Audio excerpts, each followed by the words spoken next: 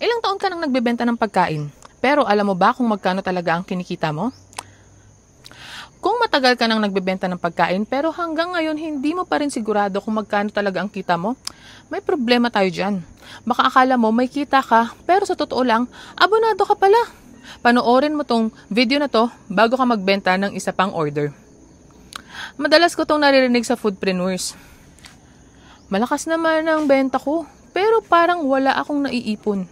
Bakit ganun? Ang dami ko ng orders pero parang hindi lumalaki ang kita ko. Hindi ko naman tinitignan ang costing. Basta may tubo ako, kahit papano, okay na. Pero alam mo ba, maraming food business owners ang hindi nila namamalayan na lugi na pala sila sa ilang items nila. Hindi nila alam na may ilang dishes or products silang hindi sapat ang presyo para sa actual na gastos nila.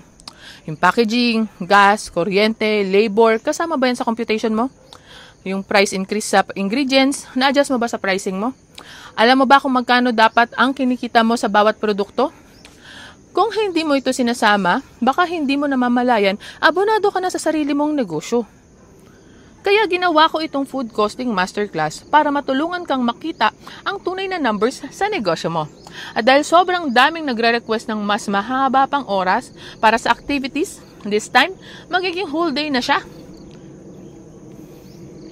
March 14, 10 a.m. to 5 p.m. Isang buong araw para matutukan mo kung paano i-compute, i-manage at i-strategize ang food costing mo para sigurado kang may kita.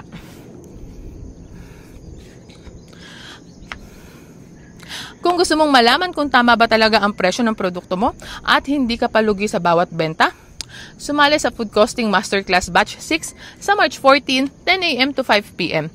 I-click mo lang yung link sa baba or i-message ako para makakuha ng link at masecure ang slot mo.